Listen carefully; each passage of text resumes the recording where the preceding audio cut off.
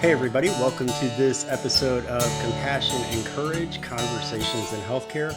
I'm your host, Marcus Engel, and this is the podcast where I teach compassionate communication, provide perspective, and inspire resilience. And I am really excited to bring to you today a friend of mine named Jeremy Zoch. Jeremy, welcome to the Compassion and Courage podcast. Yeah, thank you, Marcus. Thank you for having me with you today. So I might have extended my boundaries there a little bit by calling you a friend, but you're certainly somebody that I admire and someone that I've talked about many times to my team and to other hospitals across the country. Can I give them a little background on how you and I met? Yes, I think that'd be great. So I got to spend a week with Providence St. Joseph Hospital in California, probably about 4 or 5 years ago, for their Compassions of Culture caring. Tell me again the Yeah, name our that we culture called of that. caring. Culture of Caring. There we go. And I was excited not only to do this, but because the hospital is one of the finest institutions that I've had the pleasure of working with. And Jeremy was the head honcho, the CEO of Providence St. Joe at that time. And since that time of his leadership, he has gone on to new endeavors, and we're going to talk about all of those things today. So, Jeremy, again, welcome, and thank you for spending some time with me. Yeah, You thank you. got a new book out. Congratulations! How's it feel to have a new book out?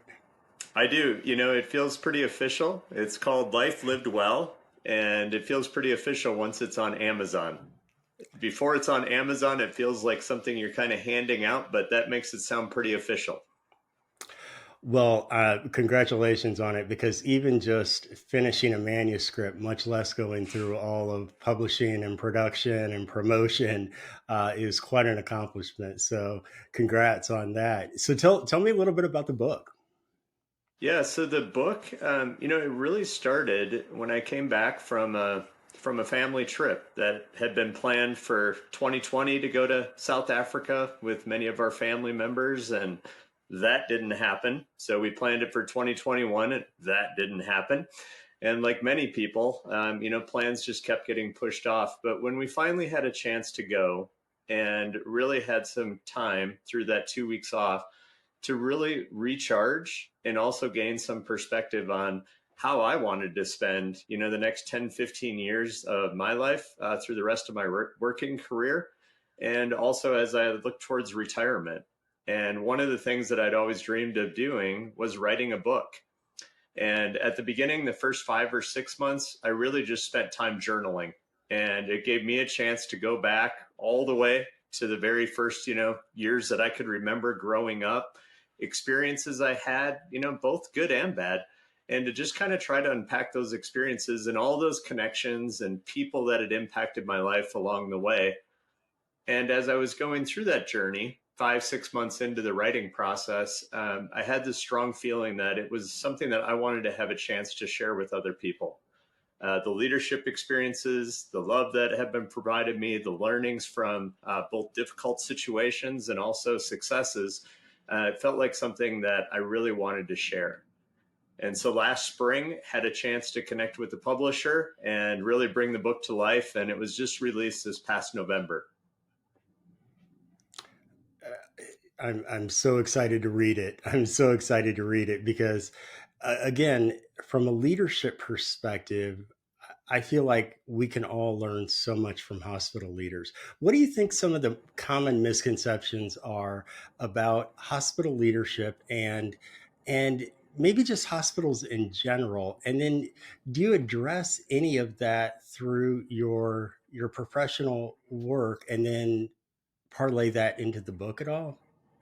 Yeah, well, I think one of the parts just, and I started my career as a nursing assistant, working as a certified nursing assistant in a nursing home. I think, one of that feelings is that, each day you come in, it's going to be your best day at work and you're going to be able to give 100%. And I think one of the, kind of the core part of the book is self-care is so important, especially for healthcare workers. And I think it's something that really calls out that how do you make sure you're taking the best care of yourself so that you, when you're in the hospital, when you're in your care setting, when you're taking care of other people, you can be at your best.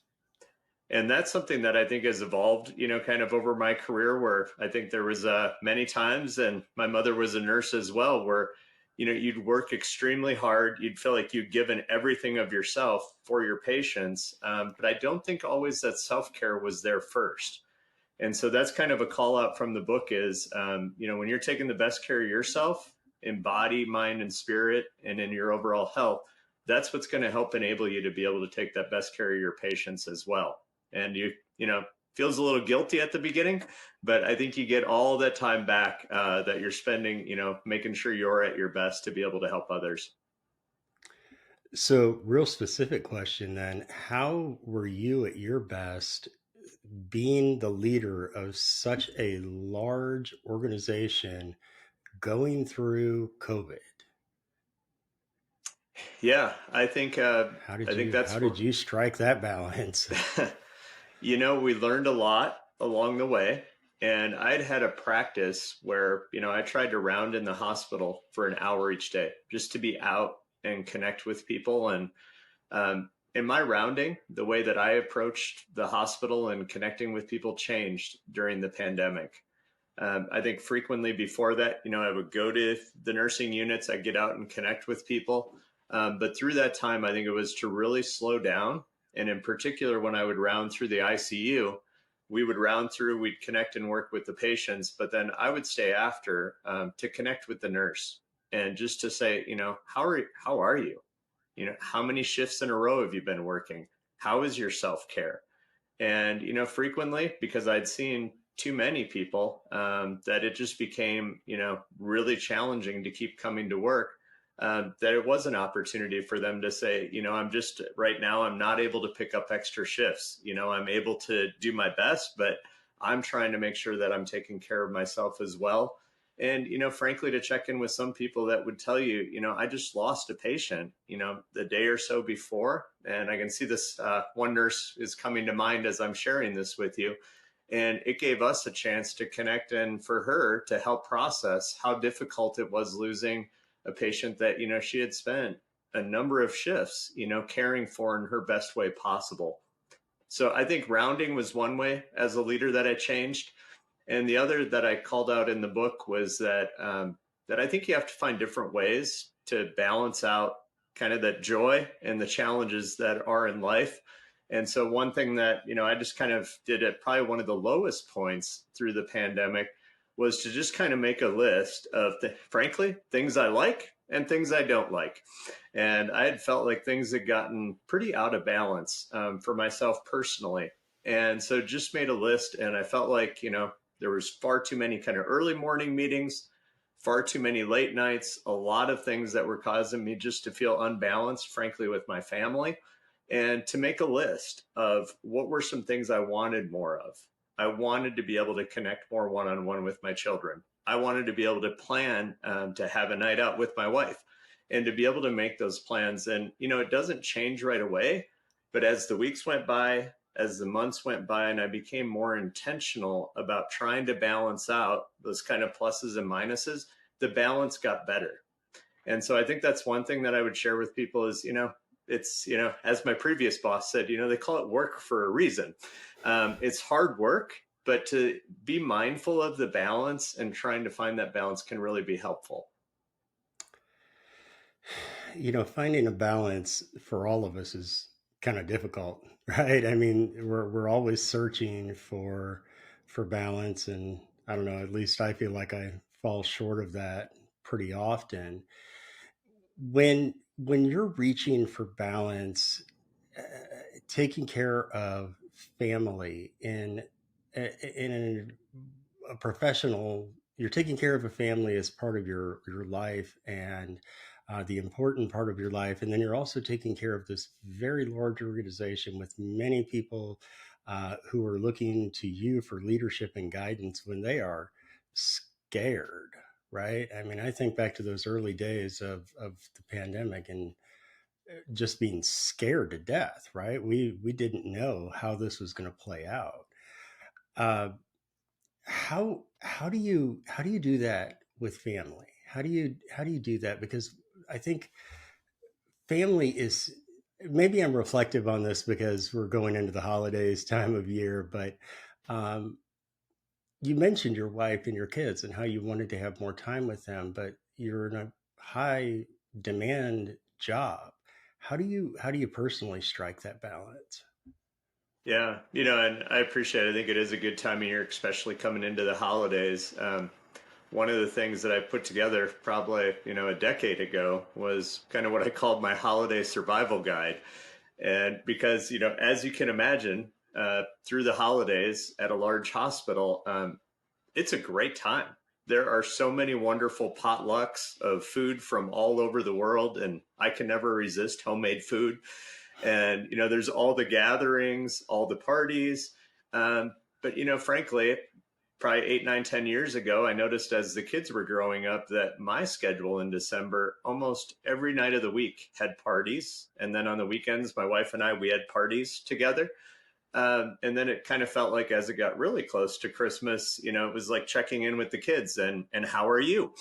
And it felt like we had kind of zoomed through the whole holidays. And so I got more intentional about trying to figure out how to make the best use of the holidays. And one of the things that I think was suggested to me was to just ask your kids, what they like best. What are they looking forward to at the holidays? And the same for my wife.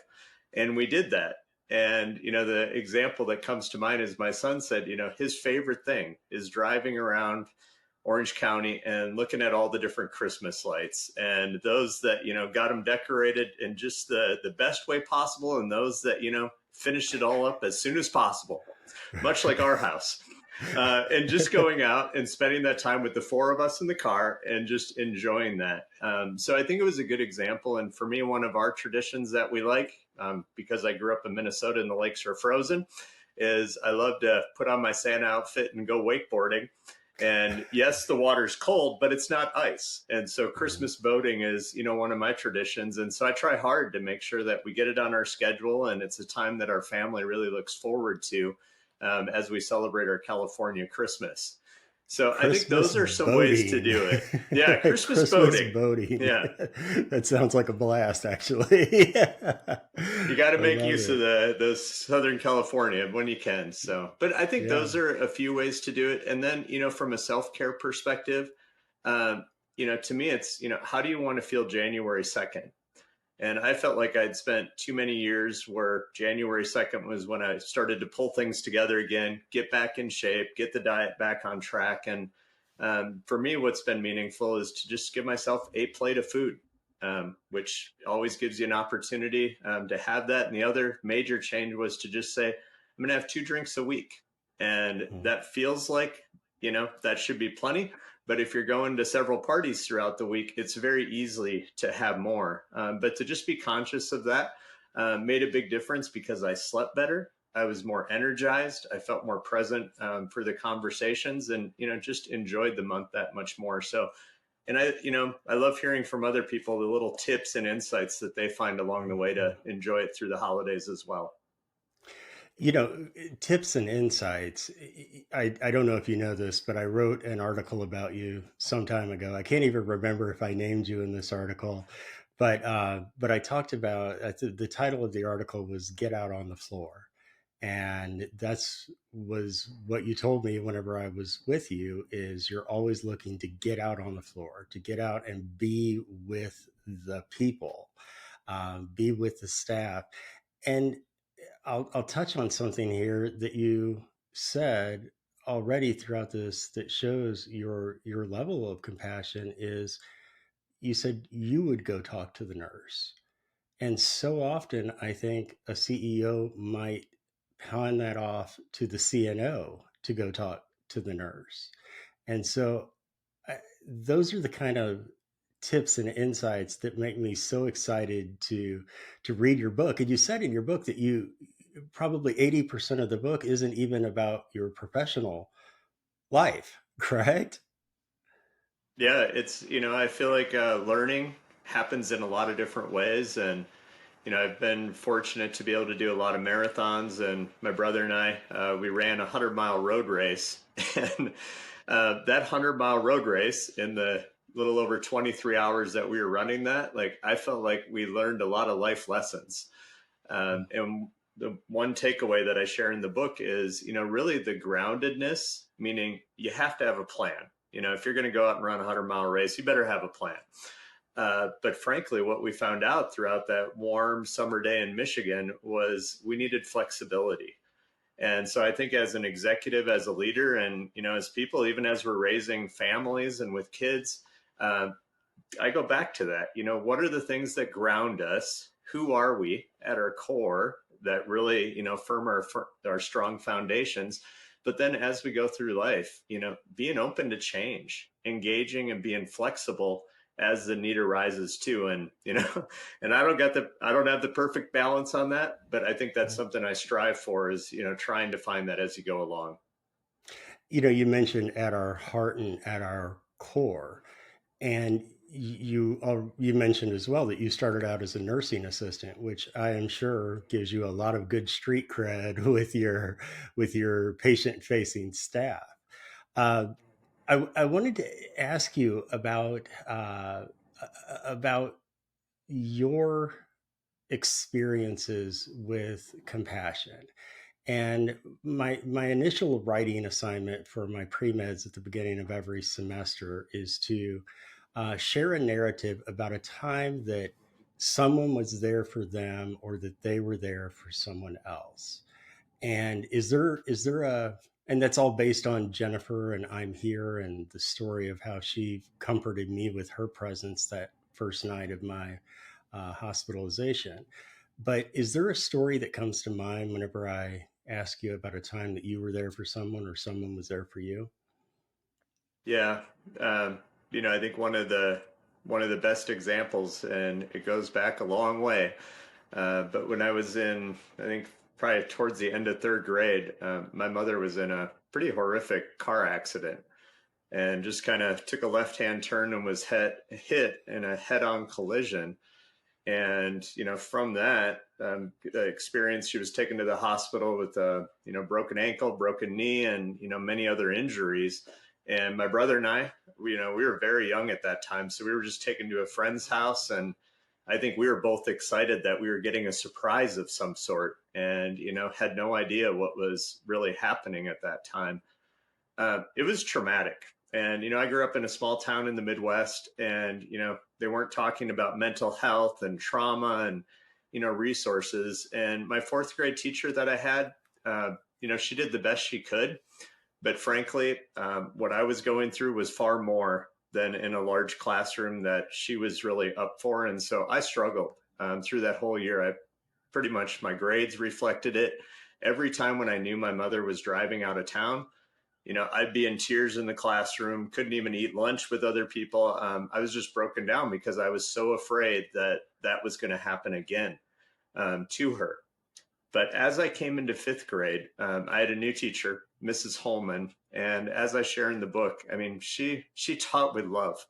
I can still picture her arm around my shoulder, and I don't think I ever remember sitting down and talking to her at length about it, but just the way that she showed love to me throughout that year, patience, understanding, those little extra times with me, it gave me confidence. And I felt her love with me. And it was pretty cool. She still lives in my hometown, and my parents knew that she lived on the other side of town. And last week, my mother had a chance to go present her with one of my books, and I got a chance to see a picture of her for the first time in probably almost 40 years. And she still has that wonderful, warm smile of hers. And it just kind of brought it full circle, and I was so happy to be able to get her a copy of the book and say thank you for teaching with love, not only to me, but with probably by the time she finished, with thousands of kids throughout her life at such an impressionable time. That's so beautiful. My mother was a fifth grade educator, and I still have people that come up and tell me how My mom was the best teacher that they ever had. So I'm so glad to see you carrying on that relationship and honoring how she taught with love. How she taught with love. It's Yeah, beautiful. I didn't realize that, Marcus. Thanks for sharing that. Yeah. Yeah. So, a couple of random questions for you. What are you reading lately? Oh, what am I reading? I have so enjoyed books that are kind of in a similar vein from a memoir perspective Mhm. that I feel like there's a few that I've been putting off that I'm looking forward to getting to. But I just finished reading. It's kind of an interesting little longer book, but The End of the World is Just the Beginning, and it was kind of a little future looking perspective book down the road, but from a kind of geopolitical point of view. So I was enjoying that from kind of a big picture and a way to look from a different point of view. So that's been one of the books that I've had a chance to finish up just recently. I will. The end of the world is just the beginning. Is that right? Yeah, the end of the world is just the beginning. It seemed like, it Okay. was one of those weeks where you talk to people, like three or four people are all telling you should read a book, and it's the same Hmm. book. So at that point, I thought it should be a pretty good one. And it was. It was a Okay. pretty interesting take, especially as, with everything going on around the world right now and a lot of tensions and just trying to kind of look down the road at, what some of those futures may be. And not necessarily from a negative point of view, but just from, looking at all the different dynamics. You know, one of the books that I still refer back to mentally often is Buckminster Fuller's Utopia or Oblivion. And he talks about how we're going to get to a place as a civilization where it's either complete utopia or we're going to blow ourselves up. And I think the jury's still out on on how that's going to play out right now. But I am an eternal optimist, so I do believe that as we advance as a species, we're going to become better. We're going to become more compassionate, less territorial, less um, maybe less self-identified. I don't know. What's your take on the future?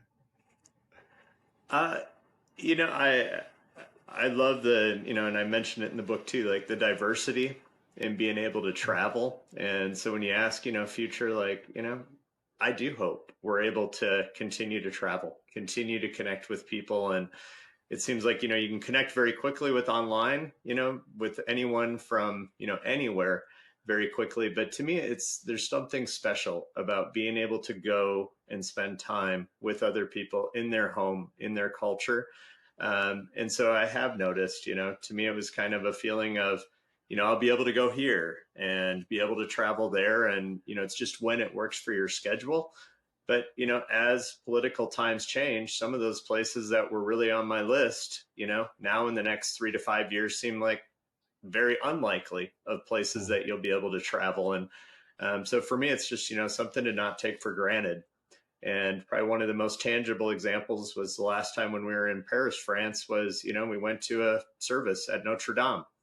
And I would have never imagined, just a year later, seeing, everything through the fire that was there, and then also, in Hawaii, and just how precious things are, and that it's a reminder that things are temporary, and that when we do have the opportunity to be with people and to be places, that it isn't necessarily guaranteed that that they'll be there in the future. So to just make the most of each day. Impermanence is something we all have to learn to accept, right? Yeah. Uh, When you asked um, about books, I would say kind of my book of the year was The Book of Joy by Desmond Tutu and Archbishop, um, or the Dalai Lama and Archbishop Desmond Tutu. And I don't know if you've had a chance to read that book, but to me, that kind of from a perspective point of view was for two people that had suffered so much trauma for everything the Archbishop went through in South Africa, and the Dalai Lama, I mean, being taken out of his own home and exiled. The irony of those two writing a book on joy, especially as the Archbishop was going through his cancer treatment. And I think for them, it all came back to gratitude of finding ways to be present and really connect. And so I found their book inspiring, especially at a time when, I was in the process of writing my own. Good stuff. Good stuff. I'm going to have to check that out as well. I don't know about you, but there's no possible way I will ever get to everything on my reading list. Literally, just the things that I have downloaded right now uh, would take me several years to get through. And I think that's exciting, actually.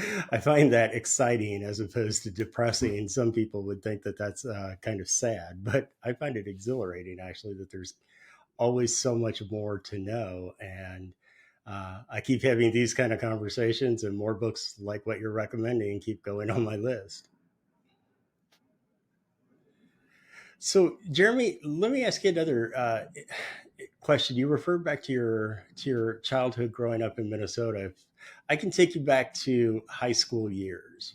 Uh, think about a typical day after school. You're going home from practice, or you're hanging out with your buddies. What are you listening to? What's on the car stereo, or what's on the home stereo? What's your style of music when you were in high school? Yeah, I mean, it was. We had a couple neighborhood boys that were watching us in the summer of '86, and I remember my brother and I were complaining to our parents that they weren't outside playing baseball with us, that all they were doing was sitting inside watching TV all summer. And eventually we gave up on them and we went inside too, and they were had found MTV. And it was the summer of Bon Jovi and all that. And I went from being pretty much addicted to trying to, fulfill my professional football career as Dan Marino, to feeling like why couldn't I be the next John Bon Jovi?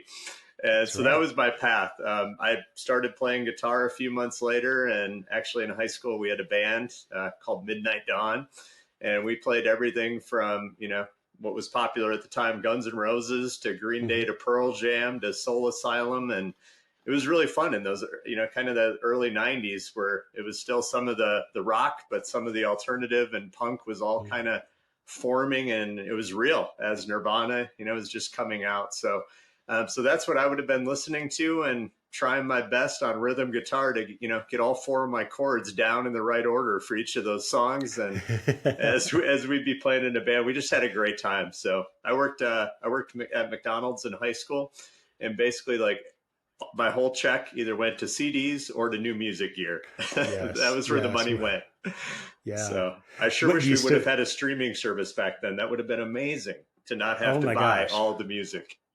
the amount of money that I dropped on CDs throughout high school and college is unreal to think about now. But do you still play? I do. I've still been playing, and I had a chance to play. Up until probably about 2 years ago, I was playing for a praise band in our church, and Mhm. and that was a great opportunity, frankly, to play with some really good musicians, and they made me a lot better. I had to work really hard to keep up, especially when they're using the click tracks, where you have to be right on for each of the counts and for each of the time signatures. So it was good. And lately, I've been trying to work on a little piano and just to kind of Mhm. keep exploring. Nice, nice. I've been playing guitar for 25 years now, and um, I'm just now starting to explore piano a little bit. So let me know any good tips that you come up with. Well, what I found was cheat chords, and that was that'll may send you to like Howl at the Moon a lot faster, where at least you could play any Okay. song without moving your hands on some I basic like that chords. So concept. it made it a lot faster to pick up. For me, just learning all the different chord variations on piano always felt slow, but I like the cheat chords. It seems faster. Nice, nice. We'll have to get together and play sometime. Yeah, Next time I'm in Southern California, I'm bringing my Martin along. nice. So, I guess for my last question for you today, Jeremy, and thank you for sharing your insights and some of your experiences and your vulnerability and um, lessons that I hope all of us can take a little something away from, even if we're not in the realms of healthcare. But my question for you is, if you had the ability to have the world's largest billboard on top of the world's highest mountain, what is the message that you would want to broadcast to humanity? I was just thinking from a kind of from a caregiver perspective, and a billboard that I wish I would have driven by every day on the way to to the nursing home, and when I was caring for children. I would have loved to have just driven by a billboard that said it's called the present for a reason. And I really do. I think each day, I kind of get up and try to set my intentions of what how to be mindful about approaching the day. And it brings to mind an example that a nurse told me. And this was going through our last Joint Commission survey, which, for anybody listening, when you hear the word Joint Commission, your blood pressure goes up a little bit. And she had told me, she said, I heard the Joint Commission was coming to our unit and they were going to be with us after lunch. And so she said, I intentionally, on my lunch break, went outside for 3 to 5 minutes just so I could walk and clear my mind. And so when they arrived on the unit, I'd be in the right mindset. And, to me, that was kind of that journey of so many learnings through the pandemic, of really hearing from a frontline critical care nurse of how she could be at her best and be present right when that Joint Commission surveyor was there. And, I think about it, the next person over could have been like, oh, it's such a stressful day. Why do they have to be coming to our unit now? And why does it have to be me they're talking to? And instead, she just had that perspective of, I'm going to be at my best and I'm going to be able to do my best.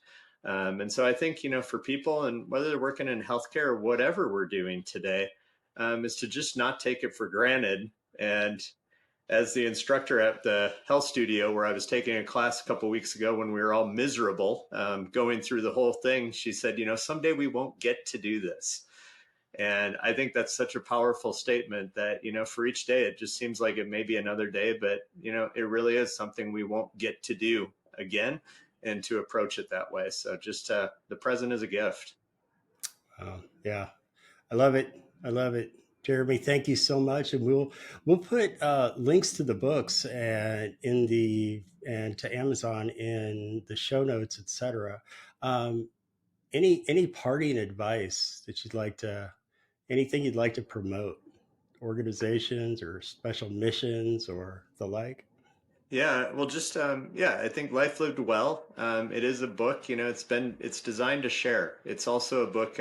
As my brother and I had a lot of conversations about it. He said I like to read in like 5 to 7 minutes at a time, and so it's broken into a lot of smaller stories.